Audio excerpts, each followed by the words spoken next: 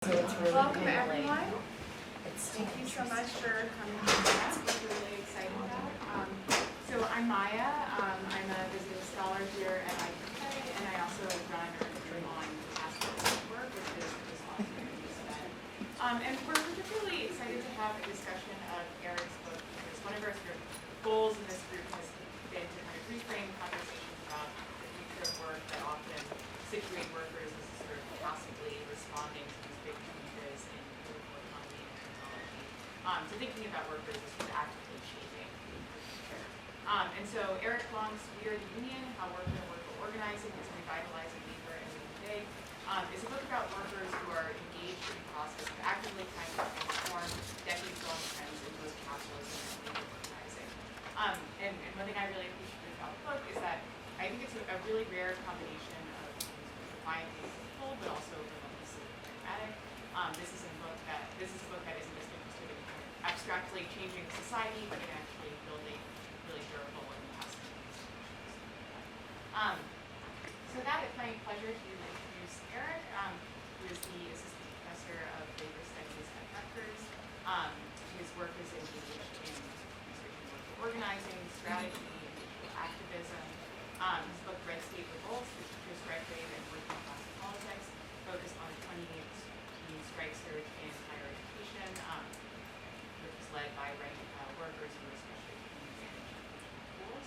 But pertinent to the theme of our group, which tries to connect the future of labor organizing to its past. He's also written and published on working class politics in the late 19th century in the context. His other book is Revolutionary Social Democracy, Working Class Politics Across the Russian Empire. And all of his work is grounded in his expertise as a scholar as well as his experience as a labor organizer.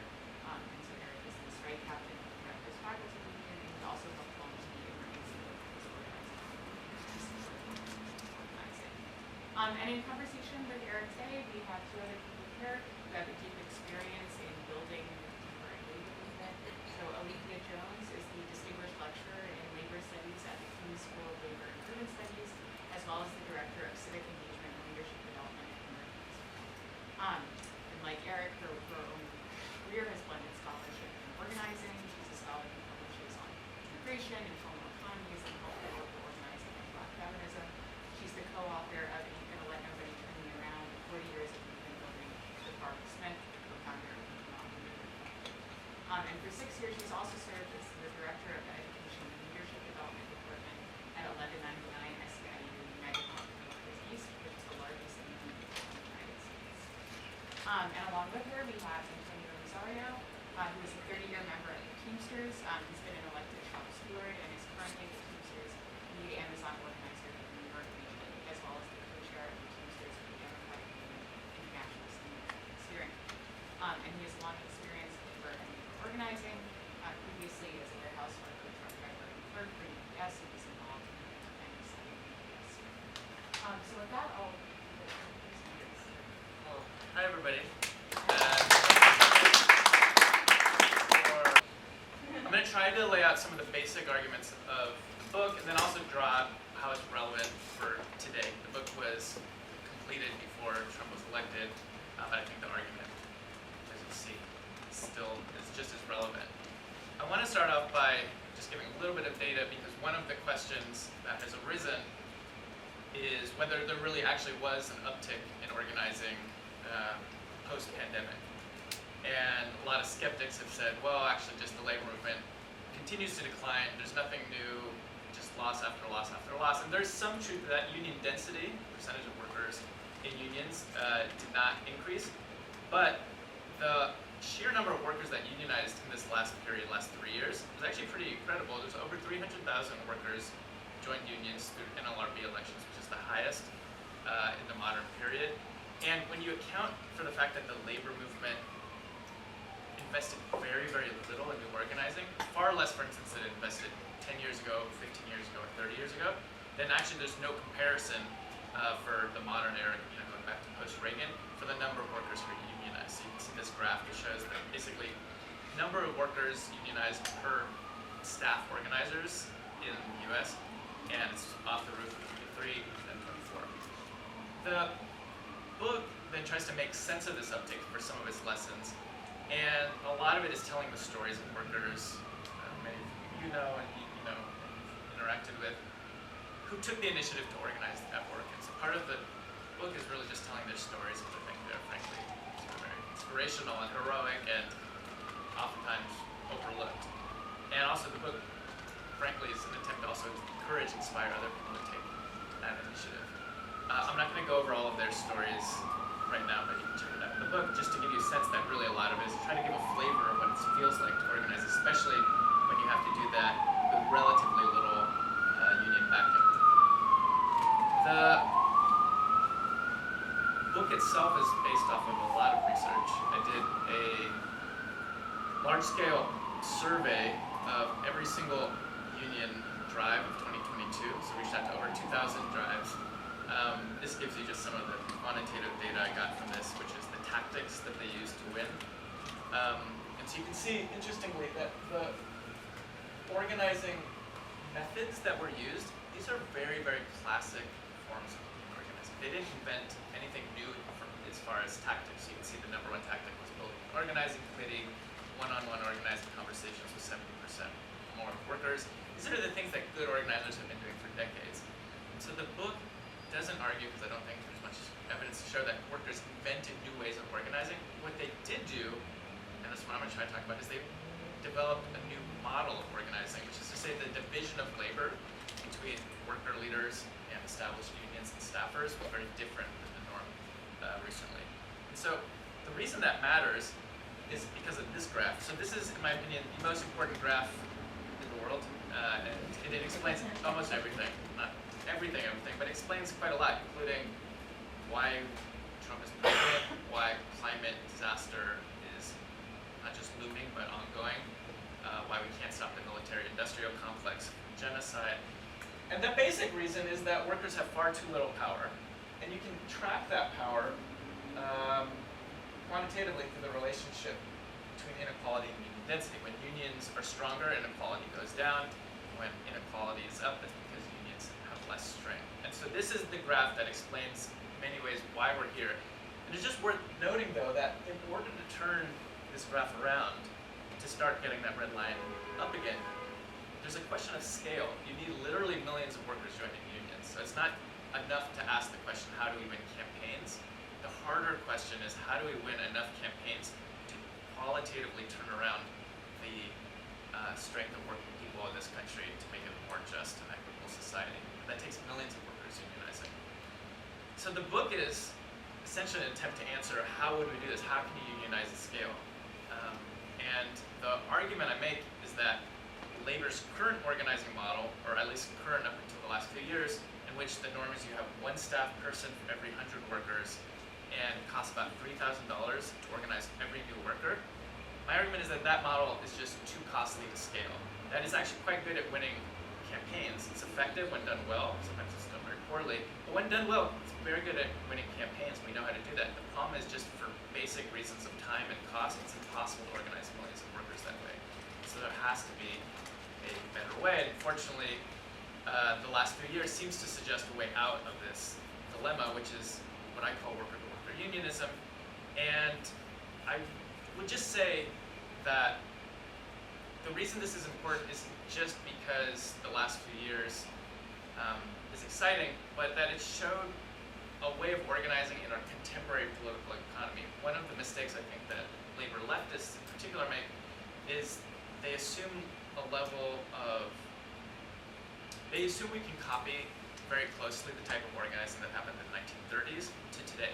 So even people who made arguments similar to mine in terms of bottom-up organizing, because I'm certainly not the only person who's sort of made the case for bottom-up organizing, I've argued, and I argue in the book, that they've tended to flatten the differences between today and the 1930s. So in the 30s, working people were far less atomized than today. They tended to work in big factories and live close to their coworkers. So there's a pre-existing level of working class culture, although many racial and ethnic divisions. There was a baseline level of working class cohesion that has been destroyed, frankly, after decades of industrial decentralization, employer repression, but sprawl and suburbanization. And in that context, we need to find ways through which workers can rebuild some level of cohesion. And we can't just assume that focusing on a couple of the most most strategic, biggest companies, biggest workplaces can set off the same type of detonation impact that it did when you organized the 30s at something like a River Rouge plant with hundreds of thousands of workers in Detroit. So there has to be a new model meeting this political economy. To give a sense of how much things have changed, this is a graph that shows that union best practice today is 1 to every 100 workers, as I mentioned. And this is a huge difference from what the norms were in the 1930s. Does anyone know what SWOC was? Raise, show of hands. What was SWOC?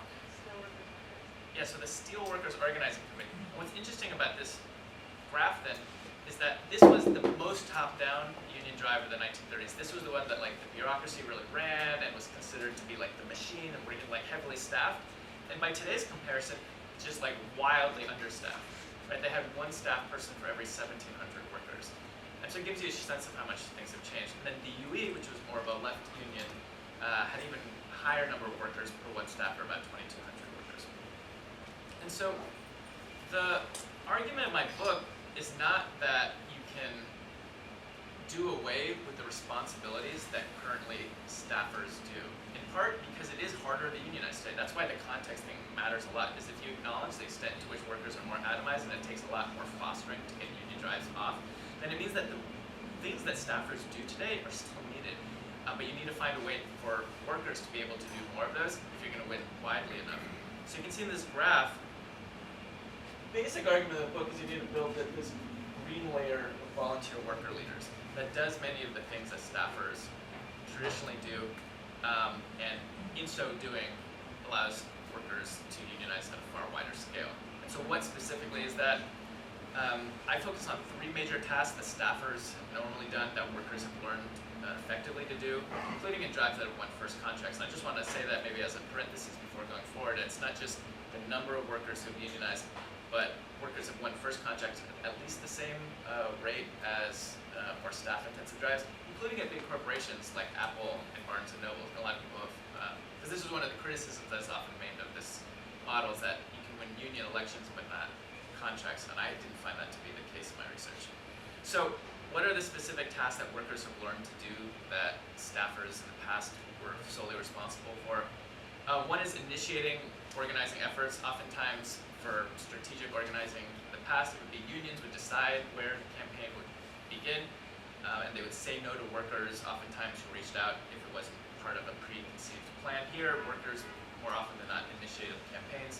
Second, training and supporting others. In a traditional staff-intensive campaign, the coaching job comes from a staffer. So in Starbucks Workers United, in contrast, let's say a worker reached out from Mesa, Arizona. This is an actual thing that happened after they saw this very exciting win of Buffalo Baristas winning a union election in 2021. In a normal campaign, there would have been a staffer would have taken the phone call and sort of assessed whether the Mesa workers were sort of sufficiently serious to get support, and then would spend a lot of time over the coming weeks and months supporting their efforts to organize. Because Starbucks Workers United didn't have that level of staffing anywhere close, workers themselves had to take those calls and jump on Zoom with workers all across the country to train them in methods for organizing. So training and supporting others is a key task that workers have learned to be able to do. And then thirdly, in these drives, the strategy piece, making the big decisions about what to do, is not done solely by staff, but is oftentimes by workers or workers with staff as partners, which is a big difference even from many good organizing campaigns in which workers are maybe allowed to do tactical things at this or that workplace, but the big scope of the campaign is determined by full-timers. So that's not the case of these recent drives. The data also shows that many of the successful union efforts of these last few years has replicated the scalability of the 1930s models. So you can see the Burgerville Workers Union, which won the first contract and fast food chain in the country. It's over 1,500 workers. They didn't have any staffers. It was purely worker-led. Starbucks Workers United, which has not won a first contract yet, but has forced the company to the table, had one staffer for every 2,000 workers. UE in higher ed, so there's been a mass wave of graduate student organizing, had one staffer for every 2,300. But it's not just sort of higher ed or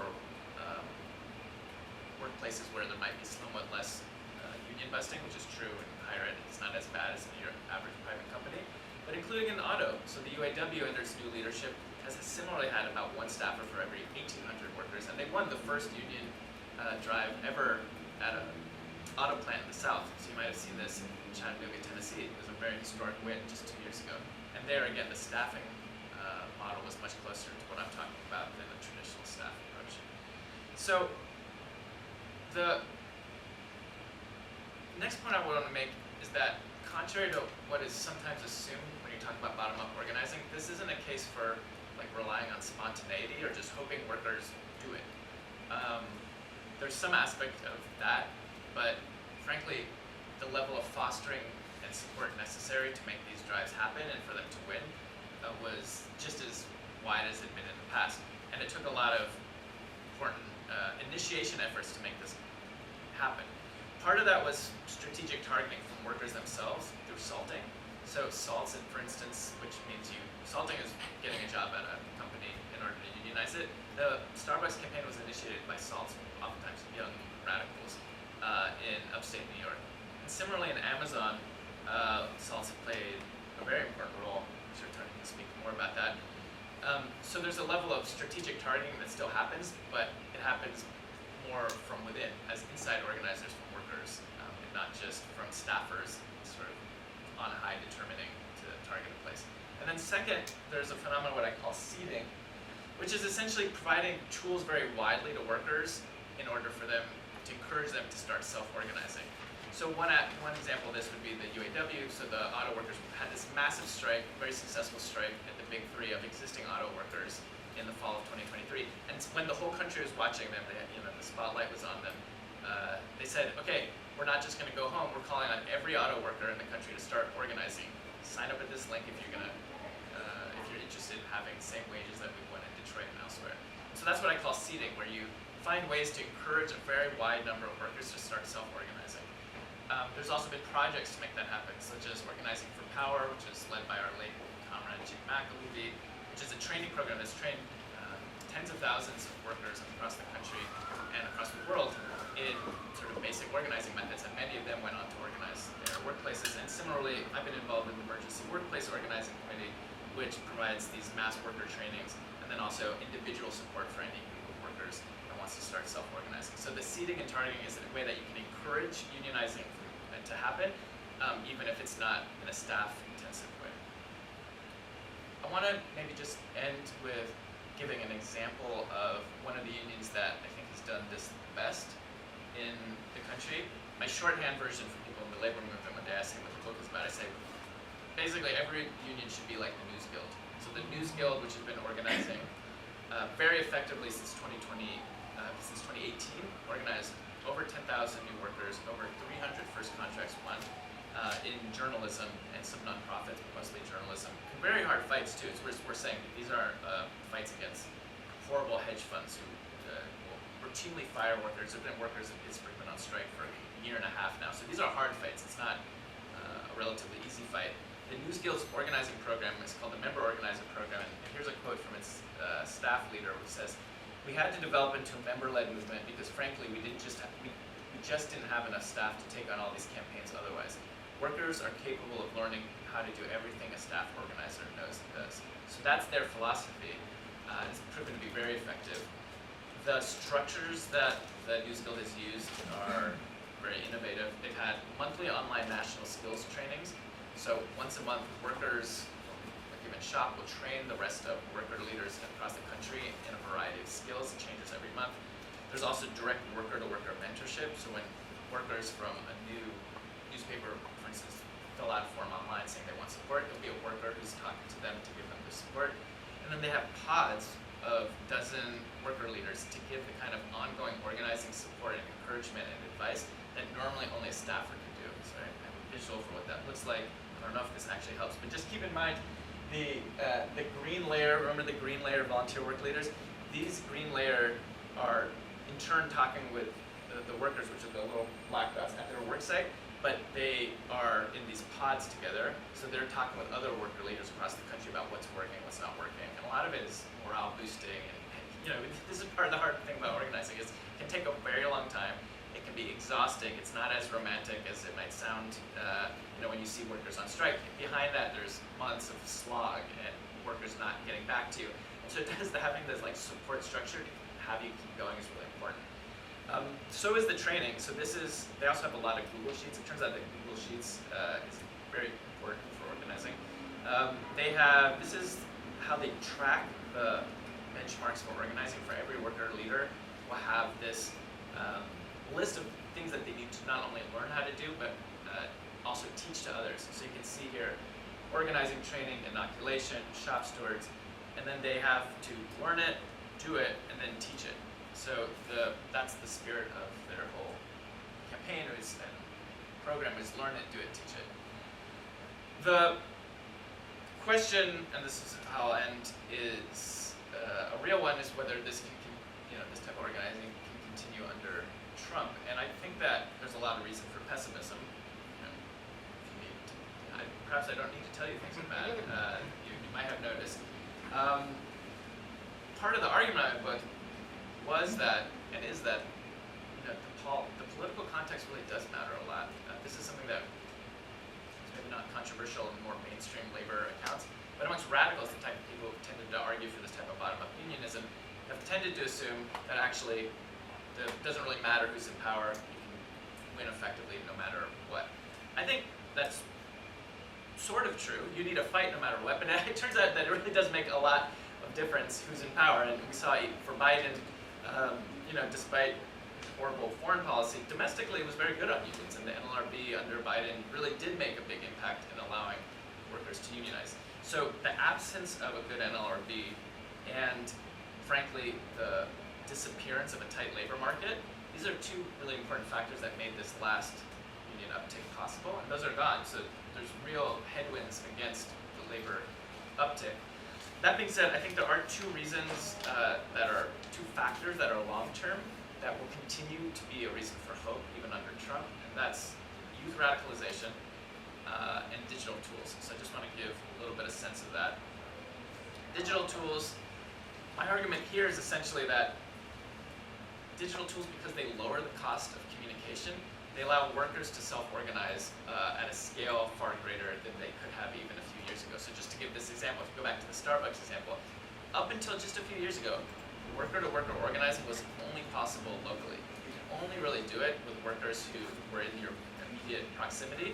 Whereas now, in the era of Zoom, Starbucks workers in Buffalo were able to train workers all across the country, and that just wouldn't have been possible before.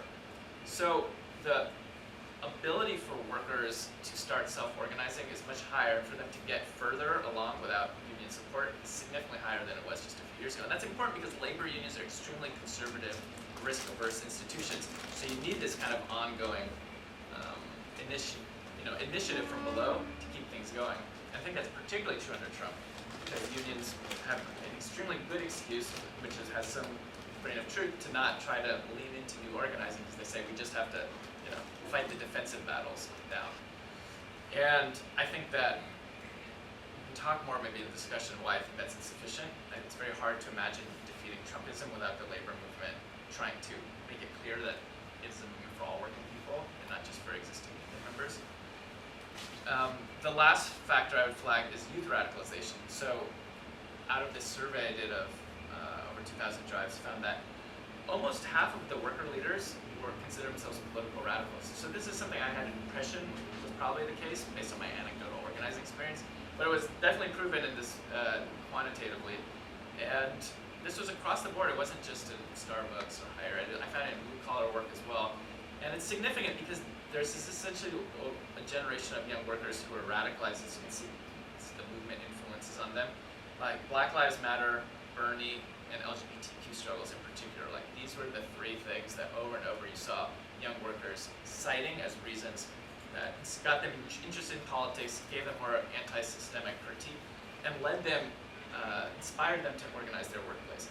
And so because that young radicalization hasn't gone away, I think that there's a lot of embers of resistance that are looking for a way to put their energy right now under Trump. And I think that given how unpopular Trump's policies are, I think there is a very real chance of sort of wide-scale mass resistance and protest at workplaces or beyond. What that form that's going to take is really going to depend on a lot of what people do, including people in this room. But I think that we should not assume that the population is sort of with Trump, or that the organizing mobilization that we've seen over the last few years in unions and workplaces will go away. Because I think one of the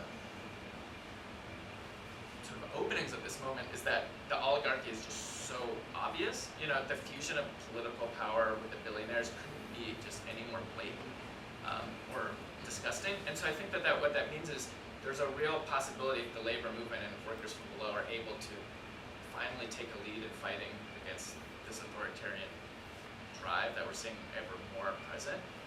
That kind of momentum to be able to defeat some of Trump's worst attacks can feed back into unionization drives in a really immediate way. It's like if you're fighting Trump, you're fighting Bezos, and that's Amazon. And you know, the political fight is inextricable. In New York City, unionizing the truck, the delivery workers is a fight that's going to pit Zoran and the union, Tony can talk about this, against Trump in a very immediate way.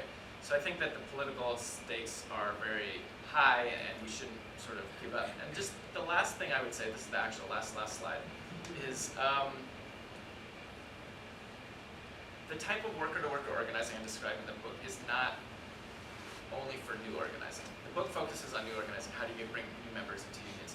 But the basic necessity for this type of structure is just as important for existing union members. And so we've seen this in the federal workers movement, for instance, where there's millions of workers have just lost their right to a union, in part because these unions were so top down and didn't have any organizing program to fight back against Trump. And part of the reason they didn't, and the best that they could do is sort of legal battles and sending emails to their members asking them to show up to protest, is that they didn't have enough staff. They didn't have anywhere near enough staff to do serious organizing, to try to get members to take into the streets to fight Trump, even though Trump is literally destroying the federal unions right now. They just didn't have these types of structures in place. And so workers themselves have had to build this up from below. There's a thing called the Federal Unionist Network, which you can go to that link and support. But workers themselves had to build these worker-to-worker efforts, not just for building new unions, but for existing workers in existing unions that aren't fighting back to defeat Trump. So I think that the necessity of this model is just as urgent for these defensive battles against Trumpist authoritarianism as it is for bringing new members to the movement. So I will leave it at that. Look forward to the discussion. And yeah, thanks again for all of you for coming.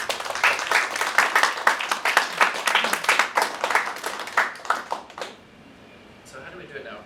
You all were, you have thoughts? Is it? Yes. I'm here to back you up. I mean, I could talk a little, let her, the ladies first. I don't know. You could talk a little, I mean, I can talk about the Amazon stuff and what we're Right. dealing with there, but Yeah. also. I wonder how much time do each have to respond? 5 to 10 minutes 5 to 10 minutes. each. Yeah. I think it might be nice to hear from the field directly. Okay. I'll be sitting down because I will go over because there's so much to talk about. So for those that don't know me, I'm Antonio Rosario. I'm a Teamster for 31 years. I started as a UPS worker in 1994. I lost my father when I was pretty young. I was about 17 and had to kind of get baptized under fire right into the work world, make sure my mom was okay with us behind a mortgage, that we were trying to make sure we lose the house. So I was lucky enough in 1994 at about 20 years old to find a job at UPS. And when they said in the introduction that I was part of the 97 strike, that was 3 years later. Now I'm 23, I've become part of this huge strike that I'm experiencing for the first time. I'm still learning about unions, I'm still learning about what a strike even is, and I'm worried because I'm thinking to myself, oh my God, I can't strike. I have to pay the bills. What is a strike? How long is it gonna last? I'm young, I'm not thinking about all this stuff. And I took some union leaders to kind of wake me up, to make me see what it was that we were fighting for and how we all got to stand together to make sure that we fight for something for all of us. And that's when it started, when I started realizing that when you're bringing people together, because 185,000 workers in 1997 across the country went on strike against UPS, and for me it was the most profound experience of my life. And when I saw what that could do and how the company caved to our demands, I was like, okay, this is what I want to be a part of. And let's fast forward into the future now when we're talking about organizing workers, and especially Eric's book the importance of worker-to-worker organizing is something I've only been a part of for the last, I want to say, 4 years, when there was new leadership in the Teamsters, and they decided to go in a direction where they were going to pull people like myself who have had a lot of experience as a shop steward or taking on UPS as far as like filing grievances and marching on the boss with workers and getting group grievances together and having parking lot meetings and inspiring workers to take on the company when necessary. And get guys like that and kind of like, okay, can you do that in another industry? And at first I was thinking, no, I can't, I don't, you know. And it took meeting people, like-minded people that would say, you've done it, so why can't you, you know? And I'm like, well, I don't know. Well, I'll try it. So that began my work on work, where I saw that people like myself, but alongside, again, some of these young, smart folks, you know, whether it be, you know, somebody out of college or a left radical like you're speaking of, that wants to be part of the movement. And, you know, alongside old guys like myself, I'm 51 now, working with these young kids, the chemistry was undeniable. It was like we were meant to meet at this moment for whatever reason to take on whatever we got to take on, and we're only going to be able to do it together. And you know, there are a lot of people that are in my age group, in my union, or workers abroad that, you know, that are just like, they don't see it, but there's a lot of us that do. And that connection has been profound, especially when we're literally workers who, you know, I'm rank and file at heart my whole life. I've delivered packages, loaded and unloaded trailers, filled up UPS trucks, delivered for years in a package car. So when they decided to have me do this, when he talks about worker and worker organizing, that's us, you know. That's, and I always tell everybody, like, you're not. I think why I think his book is so important, and I'll just jump to this because I don't want to speak too long. There's a lot of people that didn't realize how important it is, worker-to-worker organizing. What we're up against right now, as he mentioned, is serious. And, you know, I do agree that workers can push past this administration to make a difference. We can. Is it going to be easy? No, by no means, right? Obviously, we got a fight on our hands, but nobody here is throwing in the towel, you know. And it's going to take workers and workers talking and building it out, like he says in the book. Not having one staff or try to take on. Well, our work at Amazon, when, you know, Alethia asked me about the field, we built those leaders. We found them. We built them up. They grew into. I could introduce you to some of the most amazing people in this fight against Amazon, and you'll see them out there. I'll just throw out a few names like Latrice Johnson. She was amazing in the fight. Lamont Hopewell, Tyrick. I mean, so many kids. Luke, this young Haitian kid who was like phenomenal, helping us, speaking Creole to the workers. Like, just watching these workers become leaders and stand up in this moment, and you know, me as now I'm kind of settled into this staff position, but still feeling like rank and file, right? Because I take this job like I did my deliveries. Like, I take it seriously. When I was delivering packages, I gave 100% because I wanted to make sure I service my customers. Well, in this realm of work, we're fighting against a corporation that has more power and money than most. And I'm going to take this seriously, and every worker that we meet and we gather together and watch them build up to have that same mentality that we're going to work together and we're going to do this, it's an amazing feeling. And, you know, obviously laws and the president, they can change over time, and we may have a good one. Biden did some good stuff for unions, right, like you mentioned. Trump comes in, tries to dismantle NLRB, you know, gets rid of Jen, gets rid of Wilcox, and now we're, you know, everybody's like, oh my God. Well, listen, it's bad, I get it. But what, we're gonna throw in the towel? Like, the reason we're doing this is to stop things like that from happening. You know, the reason we're building these workers up is because we really have to make a difference, and we're only gonna do it by continuing this kind of work. And you know, Eric's book is super helpful because if I got somebody who's like eager to learn, I can just give them that book and say, listen, read this for a little bit. I want you to just come back to me after you're done with it, and let's have a real conversation. And that book leads them into a place where they're now open to listen to these ideas of changing things and making things better for everyone. So I'll leave it at that, and I'll say thank you all for coming, and definitely if you haven't purchased the book already, make sure you get it, because it's really helpful, and you know, on the field, it's even going to be helpful to me and some of the people that I know, and we're going to keep building up these leaders, and you know, I'm not going to be here forever, but these people that we're building up will be, and they're going to take on the fight after some of us older folks are gone. So, you know, that's what I got to say. We got to leave the place better than we got it, right?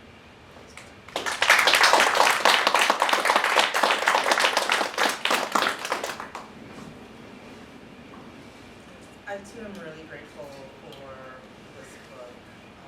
I've assigned it in both my classes this semester, and one of my classes is here tonight. It really just so consolidates important lessons and affirms the importance of having a core of committed workers who are radicalized and socialized when they're properly supported can really punch above their weight in really key ways. And so I find the book to be really inspiring. I'm like sharing the story of workers to other workers, but I couldn't help also reading the book as a plea to unions, to recognize this historical moment, that it's time for a new model, and what is the way in which they can leverage their resources to enable a transition to something else that keeps the best of our organizing traditions, but can actually really meet the moment that we're in. And so I want to talk about some of those kind of structural components, and I find that there is a lot to criticize about what Trump is doing. I think looking at the NLRB and what it means for labor, it's a bit of a tricky situation because is the fight back about defending what was there when so little could happen through the NLRB. You know, praises to Jennifer, to Biden, and all that they were able to move. But are we going to the mat to say bring back what was actually there?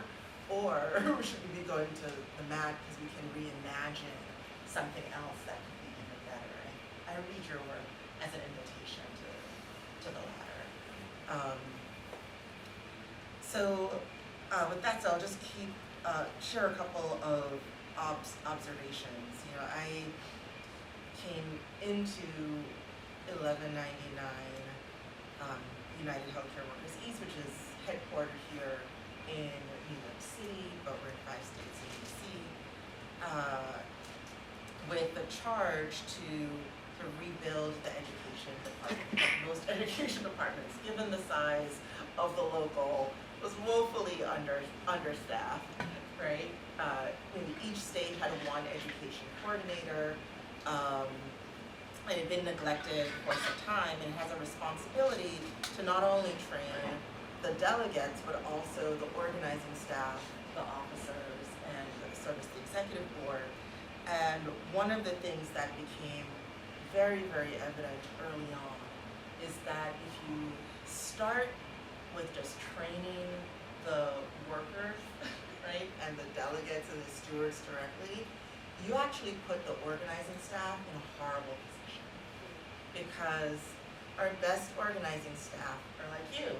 They were right in the field. There are workers themselves who got really active, but to skip over them to train the workers means you're building a deficit amongst them, and the workers kind of shoot out beyond them, and they feel really insecure. And that the only way to do it is to do it together, right? Because workers are organizers and organizers are workers, and so you have to train the organizers first, and then have them train the workers, and that they feel empowered, they can actually empower the workers as well. And so being attentive to kind of the emotional realities and how it plays out in the field is really, really important. And one of the key things that I notice is that at key moments, you really do break down the ways in which internal organizing and external organizing are more similar than they're different. And the organizing model within labor, when it's done well, is actually a worker-to-worker model, right? That it's actually not done as hollowed out is the problem. It's not the framework itself. And so there's a lot in this book which really, that I recognized from what I saw within 1199, because that is the model. And it was done, not as much as it should have been, but it was done more often than not. And I think the ways in which digital tools have democratized access to this training is something even the organizers appreciate, because they are underinvested in. And I think that underinvestment is structural, right? The students I'm teaching now, some of them are longstanding organizers, and they've taken Jane McAlevy's Organizing for Power Course. They've already taken the EWOP online trainings. They themselves are taking the initiative to skill up. So I think that's really, really helpful. However, and this is something I want to get to. I think the issues are not just factual, right? It's great that the book lays out, like the research and the things you share in the surveys, so important.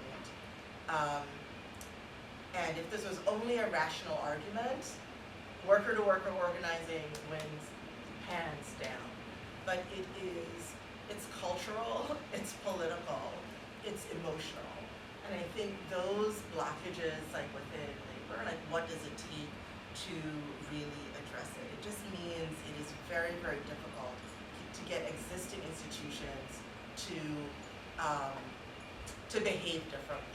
I don't know how many of you saw today that Sean Fain and the UAW and their internal struggle is on the front page of the New York Times, right? Even in the face of extraordinary wins under a new regime, there are a set of folks who are committed to, like, let's go back to the old way, right? These internal dynamics are real. And so I am curious, Eric, what it would mean to propose an infrastructure or find ways where folks can invest directly in the models that actually are in movement and are working or testing, where we don't have to go through the unions and hoping that they'll change, but you can set things up that maybe, you know, the unions could fund not just EWOC but other initiatives, the inside organizing school directly. And so I just became curious by the end of it all that if we asked you for that memo of like what are the top 10 things, what are kinds of initiatives that would allow crowdfunding of EWOC or other initiatives, what would that actually be? So that we can just skip the roadblocks that can happen in traditional organizations. I think the last thing, maybe what I'll close with is I have a lot of hope because of these ripple effects. This, what you bring together for us, you really acknowledge that it was unpredictable that we would actually be in this place, right? And from Chicago Teachers Union in 2012, right, that incredible win, to Red for Ed and Fight for 15, and you know, there are all of these things that happen that have this long tail and unpredictable ripple effects. And so we don't know exactly what will happen next, but I think your call for all of us to consolidate and seek to scale in a real structural and strategic way is really important. And I think the invitation for us to depart from what we've always known is an important one.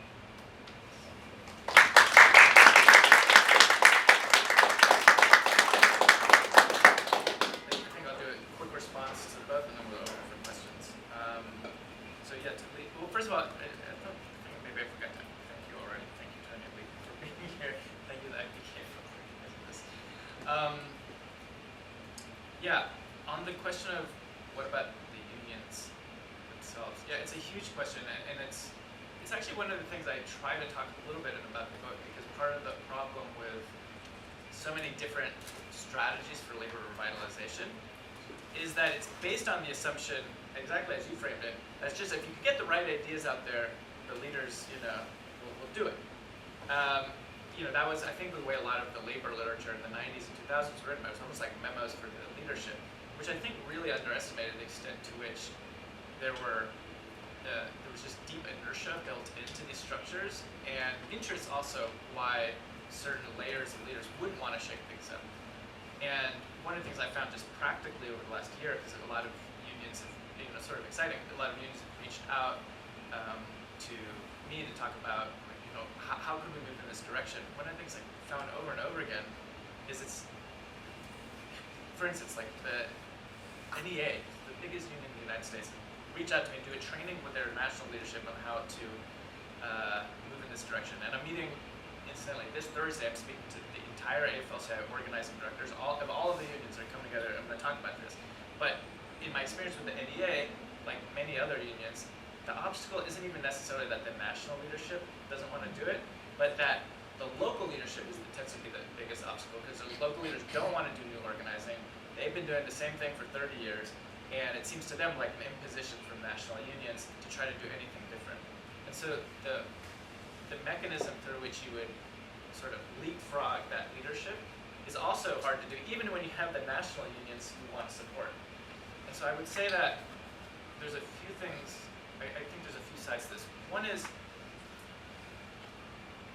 one of the exciting things about this recent unionization uptick is that it hasn't depended on this top leadership to get going. And it's not contingent on the union leaders themselves initiating things. And so that creates new possibilities for sort of getting things moving, even when the unions aren't on board. So Starbucks Workers United, I think, is a good example of this. This is a drive that was started by young radicals without the support of either Workers United, which was their national union, or even the knowledge of the national union, let alone SEIU, which was the sort of parent union above. And they actually had to fight pretty hard for a year or two to get the resources they needed to start providing more support for these workers. But if they had waited to just make the case to Workers United or SEIU, the campaign would have never happened. Because in fact, the leadership, particularly in the SEIU world, thought that this type of organizing wasn't possible. And because the argument was, you can only really organize at scale where you've had some policy changes to make it doable.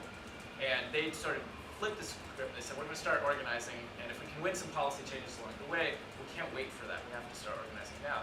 And they were able to force SEIU, and convince, depending on how you want to look at it, but they were able to drag these institutions that were not interested in a new model or new organizing, period, really, in a large-scale way, to give real resources to this. And so this is one way of sort of getting the union on board, is having the workers take a lead, and then sort of by force of example and energy and inspiration, pulling the unions to start doing more. And then on the specific question that you raised of, what can you do to leapfrog? I mean, the AFL-CIO, for instance, could just fund new organizing and give tools to workers to self-organizing in a similar way to EWOC. So EWOC is an organization I'm part of that has given tools to new workers organizing, but it's a DSA project and a project of United Electrical Union. These are both relatively small organizations. If the AFL-CIO wanted to do something similar, it could, it should, where it just says, here, we're going to give widespread support for any worker who wants to fight back. And they could do that, and that would create, in turn, pressure on unions to act differently. So I do think that that's one possibility. But the last thing I would just say on that is, I don't think there's any way around posing the question of democratizing the unions, because the case in my book, unlike a lot of other cases for kind of grassroots unionism, is not that workers just on their own can do it. You do need real resources and support to beat the biggest companies in the world. There's no way around that.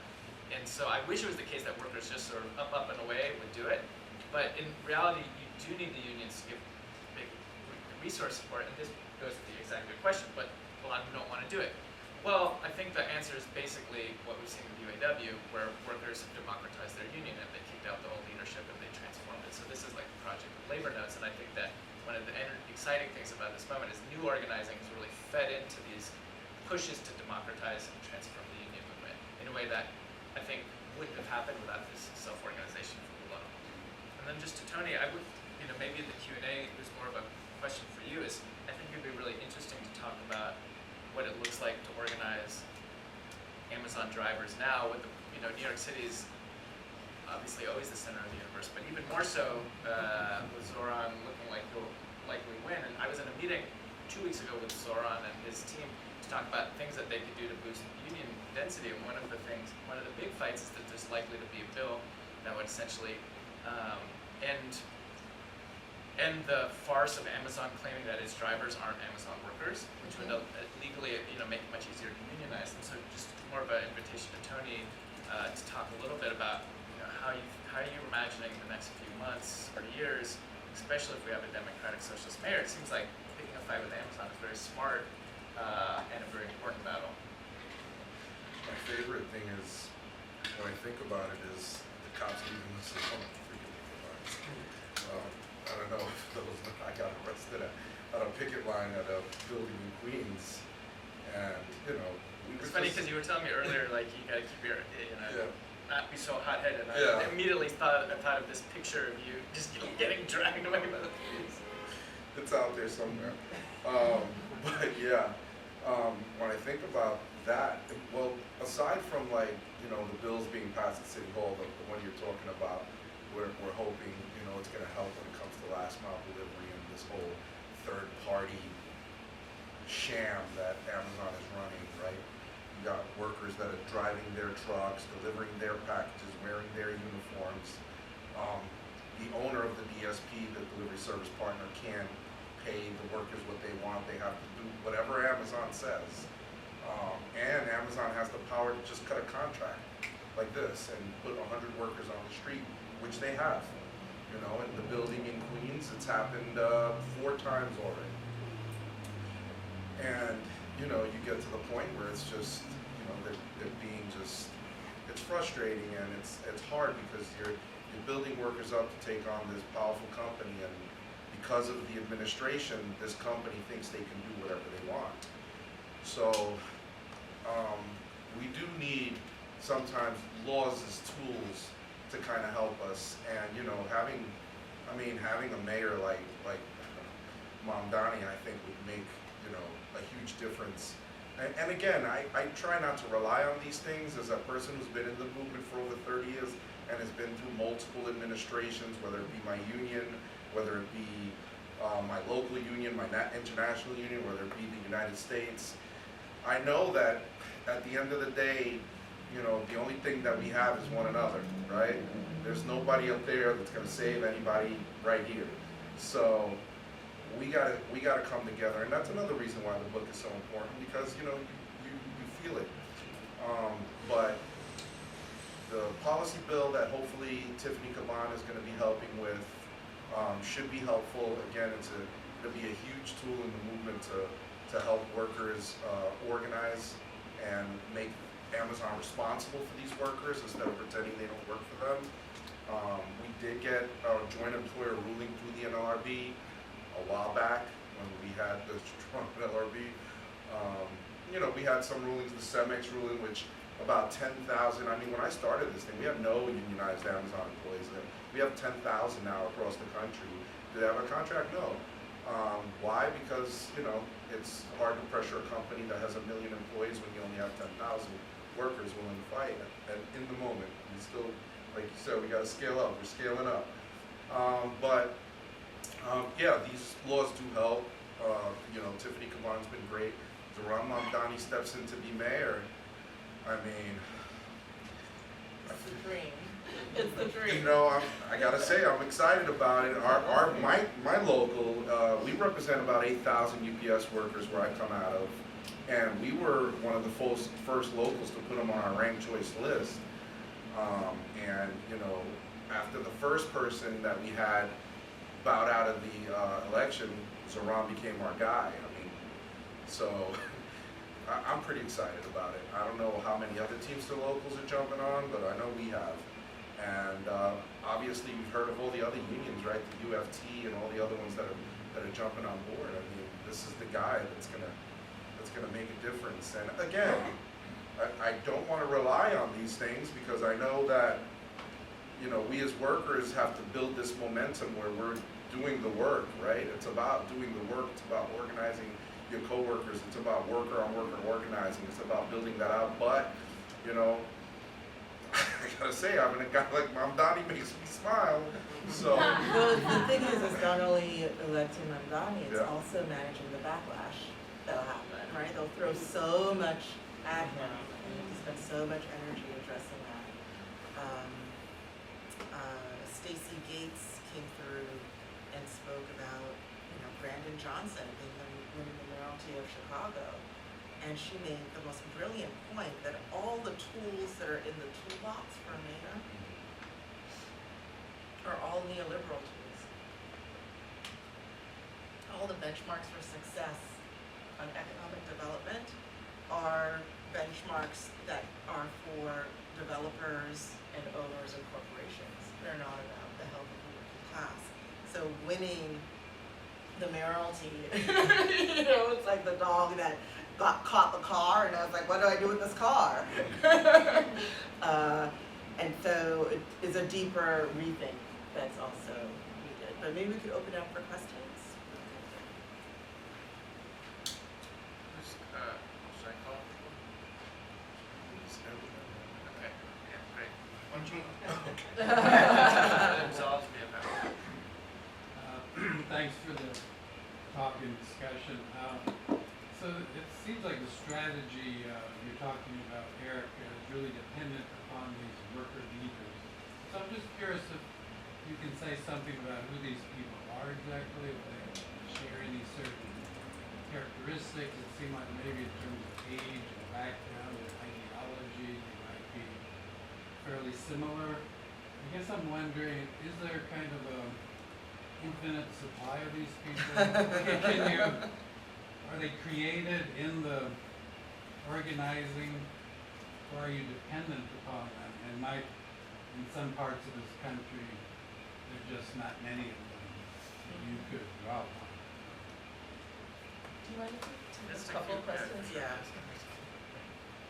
Yeah, two things. I think your professor skipped when they were training the worker to worker organizing. You mentioned that skipping is up to train the workers on the field.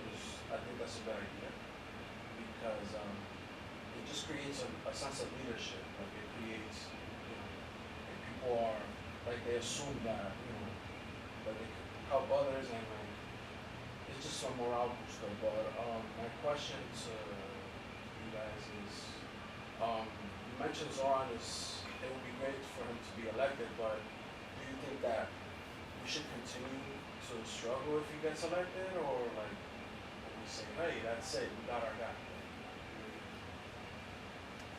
So my question, thank you so much for being here. For Tony, what's your experience with how propaganda and people's ideologies play, whether it's in contention or like does it bring people together, or does it create points of like aggression when you're working with unionizing people? And then for everybody on the panel, do you think that like workers trying to unionize or unions should align themselves politically, not in like parties? Because like we already know that if you're a union, you're probably like a Democrat or something. I just want to know your take on that. I think like the answer is clearly yes, but like more, is it like per candidate, for election season, critiques and stuff like that? Yeah, great. Those are all really good questions. So to the question of worker leaders, yeah, it's a really good one because, as you identified, a lot hinges on whether there are workers who are able and willing to take on this like high level of responsibility. Part of that is, I think, that they're young. So as far as the demographics piece, yeah, the fact that they're young is really important because just as a historic point of reference, that was also the layer of workers in the 1930s that led a lot of these drives. For reasons that I think are understandable, is that if you're younger, you tend to have a little bit more time, a little fewer family responsibilities, you might be more willing to take this is sort of a long-standing thing in high-risk social movements that young people tend to be at the fore.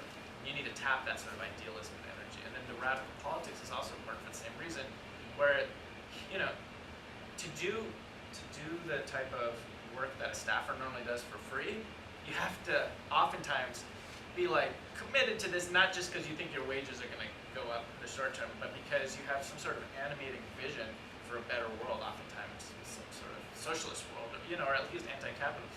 So that that is also the case. I would say demographically, racially, the workers were extremely diverse, about the same as the workforce as a whole, which I was a little surprised by. I thought maybe they were going to be a little more white. It turns out like basically representative of the workforce as a whole. And one major demographic sort of overrepresentation is that they did tend to be more college educated. About 2/3 of the worker leaders in these drives were college educated, which is higher than about 40% of the population of these demographics that tend to be college educated. And so I think that does speak to a real tension, which goes to your question, which is it's not the case, I think, that every workplace necessarily has these leaders already waiting to do it. So it's an open question about whether this type of model is going to spread to the same extent in certain workplaces where you don't have that layer of young radicalized workers. One of the interesting things is we found that it hasn't just been the Starbucks or higher ed. We've seen it like at the UAW plants. Yeah, there's a lot of young black and brown workers who are radicalized and, you know, don't like the system and who are able to do this. So it's more widespread than you might think, but I was in a meeting with hotel workers 2 weeks ago in Chicago, and they said, you know, a lot of our workers tend to be older immigrant women, and we don't have the same level, you know, demographic that you're talking about. So what would this look like? And I would just say that's an open question. I think that it's possible that more staff-intensive organizing is the best you can do in contexts where you don't have this type of sort of pre-existing workers who are oriented towards wider scale fight backs. On the question of Zoran, short version, you have to keep on fighting. I don't think Zoran's going to be able to win his agenda if workers don't fight, frankly, because for all the reasons you've mentioned, he's gone up against the whole world, right? Democratic Party establishment, the sort of last minute endorsed state, which is a good thing. But, you know, this is an existential question for the billionaires and the sort of political establishment that Zoran failed. Because otherwise it's going to prove their entire politics, there's an alternative to it, and that everything they've been saying is wrong. So I think they're really going to do everything possible to make it a failure and then say, look, this is why you can't elect a democratic socialist. And then just on, you know, just what other folks think in the last question, which is on politics. Yeah, I think unions actually can't afford to not do politics. You know, it's not possible to, especially in this moment, to ignore politics. The question is what kind of politics? Like, it was bad that most unions endorsed Cuomo, and that's crazy. You know, like, well, in what world does it make sense? Maybe that's just too much. Like, there's a reason why, which is people are scared, and so the reason is you're scared of what Cuomo would do because he's a vindictive bully. So I get the reason. So take back the worst of the rhetoric. But it is bad, though, is that unions should be fighting for the interests of all working people. And from the second that's your starting point, then it becomes a lot less viable to support somebody like Cuomo. So I do think that unions, it's a good thing that unions are supporting Zoran now, but the fact that that was so exceptional at first, I think is a real indication that unions should be, you know, fighting, you know, supporting working class fighters, anti-corporate people, not the sort of the Bernie wing of the Democrats, not the establishment. To answer your question, for me, it can be a problem. When our local realized that Zoran was going to be our guy, you know, we put it in one of our Amazon chats that we were going to be supporting Zoran and there was going to be one action come around. One of the members, right off the bat, wrote, that person's a communist, I'm out if this is the direction the union is going, and he left the group. And, you know, it's a fine line sometimes you're walking because they just don't know.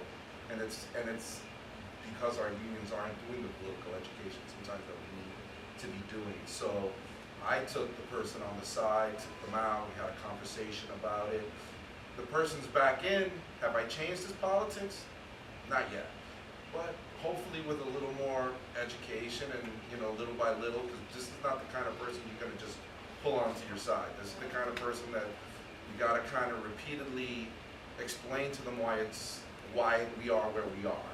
and kind of show them the facts of what's happening, you know, and it's hard sometimes because you're talking about a guy who was an immigrant or their parents were immigrants, and I'm like, dude, really? Like, but yeah, it's tough sometimes, and from that experience I learned that, you know, sometimes we should have a conversation with some of the workers one-on-one and get what their feel for it is before we just throw it into a freaking chat.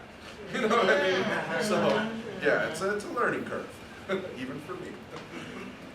Yeah, I think I wanted to Very just good question. lift up this point around political education that you raise. Is sometimes there can be this distinction between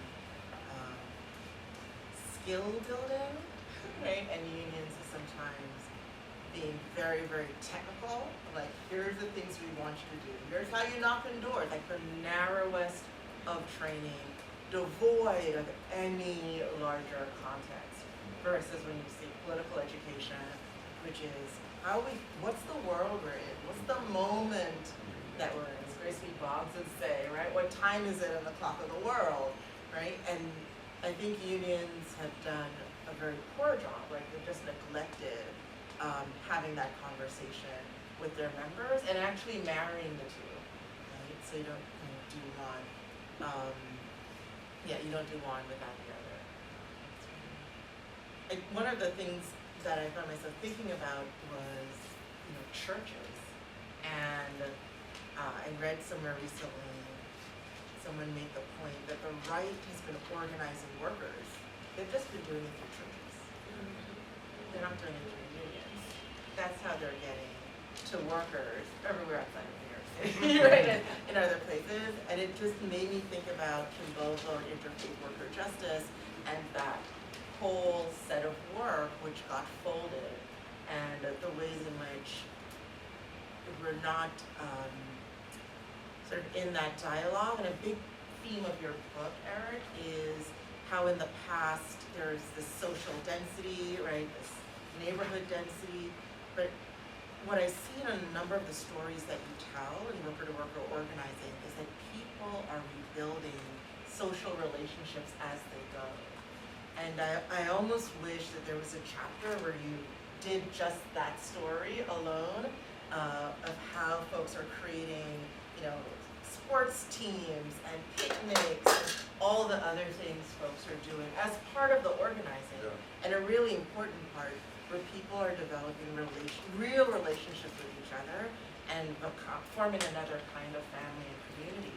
That's really one of the byproducts of successful organizing. That's his message. But it's true, but we talked about, in UWOC, we talked about socialize before you organize. Like, this is one of the things we actually have to teach workers to do, that actually before you ask somebody to like join the union, like, see if they come to a picnic, or go out for beers. Like, that actually is just because of people don't have this pre-existing level of trust, you need to build that in a way that maybe you didn't have to years ago.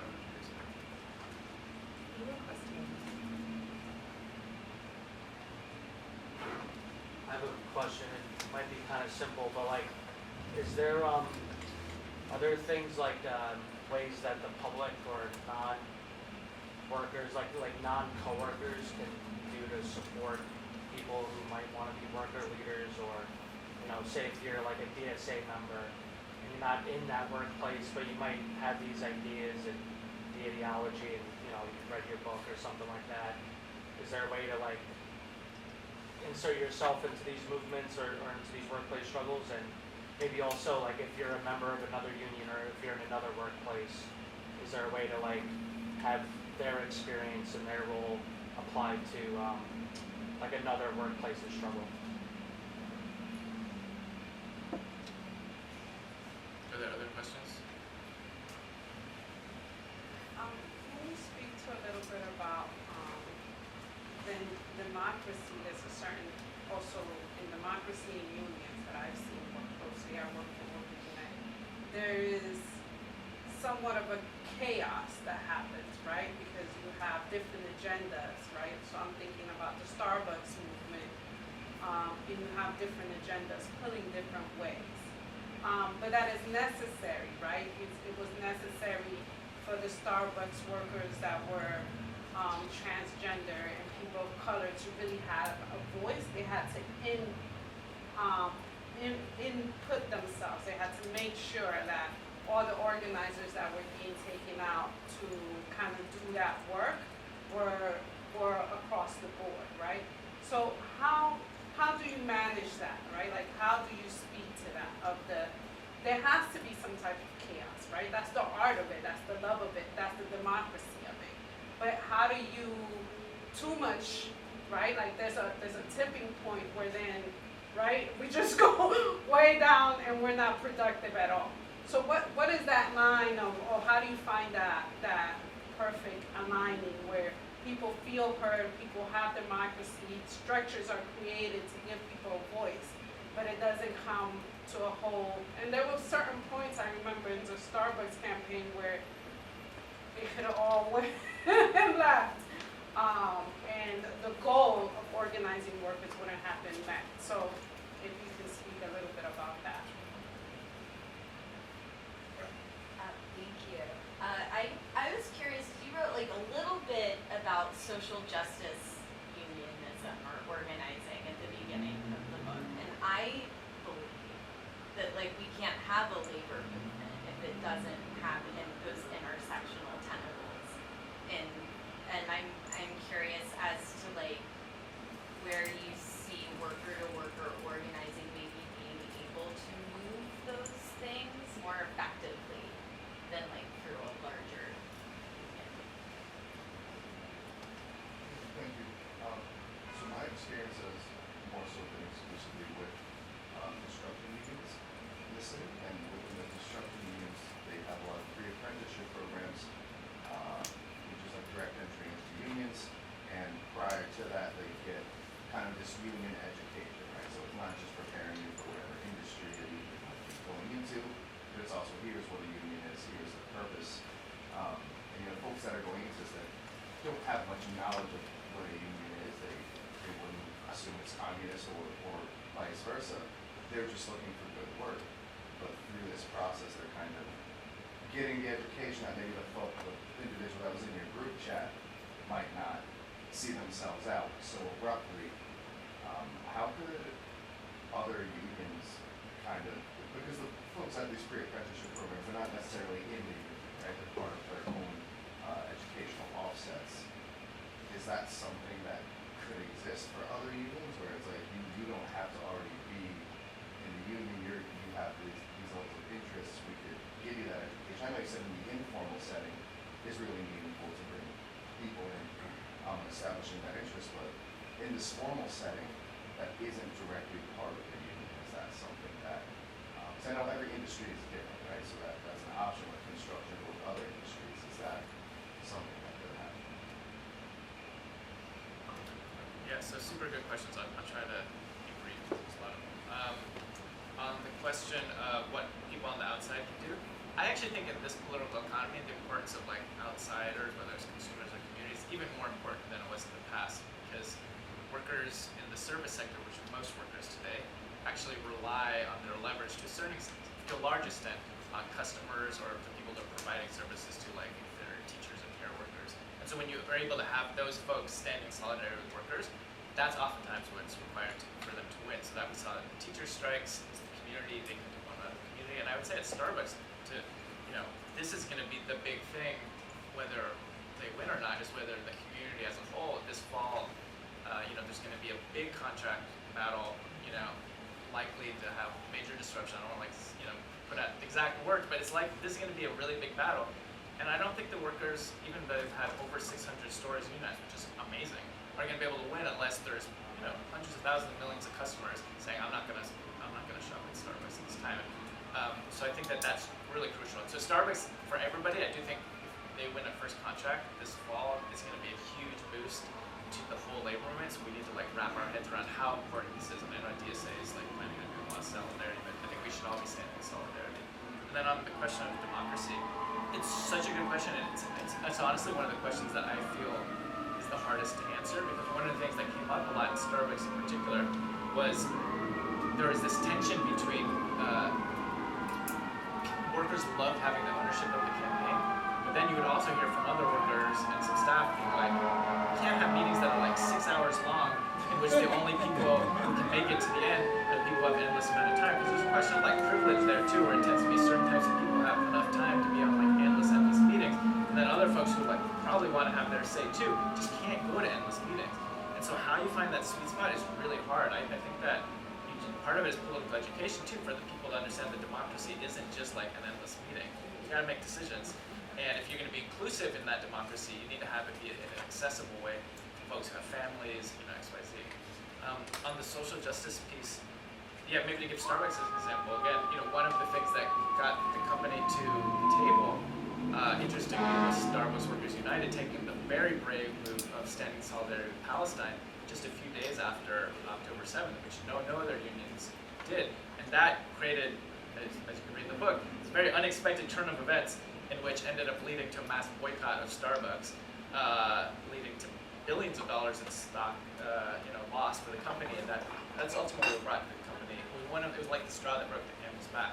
So I do think unions should be very open to supporting those issues at Starbucks. Again, like the queer issues are at the fore for so many of these workers.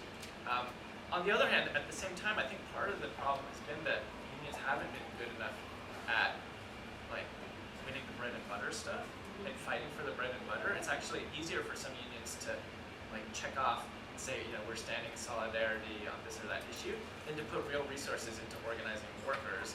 And oftentimes, including, and my data found that it was particularly amongst workers of color, were the most interested in like pay and conditions, because they had the most to win from that. So I think that we shouldn't assume that sort of the economic issues are somehow just for like the white workers and that working class people of color aren't interested in these bread and butters. I found that by far the biggest demands across the board in these worker-to-worker were over working conditions and pay and healthcare. And then about 40% of the drives had additional demands around social justice issues. So I do think that's high. That shows that that's a pretty large number, but it wasn't the majority of the drives. And then maybe other folks I can talk about can speak to on the apprenticeship.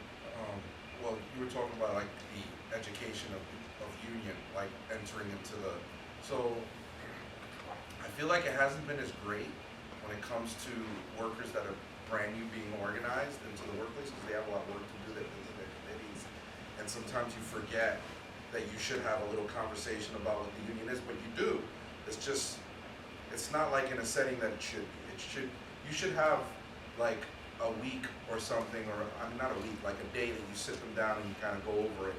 Because in our union, we do have steward trainings, we do have a kind of like, we put a little booklet together, like a footnotes version of what a union is and where to get what you need and stuff like that. But I actually look, it's on a local to local. Not everybody does it. Some do it well, some don't do it at all. And it's unfortunate that there's a lot of unions that don't take the time in the beginning to educate the workers on what a union actually is. Because and even in my union, when I started in 1994, we had a good president at the time. I didn't get educated into what a union was until I started speaking to the workers, and it was because I was doing things I shouldn't be doing, right? It's like, oh, I'm trying to take a day off without pay, and they're like, what are you doing? You're messing up the pension for the workers. Sorry, didn't know, okay? And then it was like, well, I'm not sure if I'm gonna strike. You're not gonna what? Like, I'm like, I just don't wanna lose the house. And they're like, listen, we're all worried about what we're gonna lose here. You know what I mean? So I think that you have a good point. I think that we need to start doing it kind of like some of the construction, because not even all the construction unions do that, but there are good ones that do, and I think that's something we should start implementing in a lot of our locals and even on a national level. Because we do have like political education, but you have to look for the information, go online, oh okay, there's gonna be a seminar, but we should do it. Send them to Lee. Yeah. I'm sending them to you. I want to pick up on your point about knowing what the union is, because so many folks do not. And where I saw it really, really clearly is in the benefit funds, like the health benefits. that are created and the education benefits that are created by 1199 are delivered by these entities called the funds, and the funds are jointly managed by the union and the employer. However, lots of workers don't know those technicalities, and they think the funds, the health benefits and education benefits and pension benefits that they're getting come from the benevolence of the employer. Right? So It's true. like the Greater It's so New true. York Healthcare Association, right? /1199. They're like, oh, the boss is just giving this to us, right? They Yeah, don't UPS know it's took a care of me. Yeah, Yeah. exactly. So I think we Exactly like right. fail, and even the workers who work in those benefit funds think it's coming from the boss, right? They're not union employees officially, they're fund employees, but there's this whole sense, because it fits the larger culture, right? You're a good worker, the boss is going to be good for you. The fight that actually occurred, like the illegal strikes that occurred for weeks on end that led to the creation of these benefits, that history is completely obscured and hidden, and it's a real problem. I do remember I was at the union when the Janus decision was made by the Supreme Court, right? Janus versus AFSCME, where it was no longer sort of automatic union membership for public sector workers, right? They had to like actively opt in. And that was supposed to be the death knell of labor and of public sector unions. And instead, labor rallied, right? Suddenly there were orientations occurring everywhere. All of a sudden they were signing people up. And it didn't have the effect that the right wing thought that it would have. So we don't know what exactly will happen in this moment. Maybe it's darkest before the dawn, but I'm looking forward to a fall season where the workers put the spice in pumpkin spice. I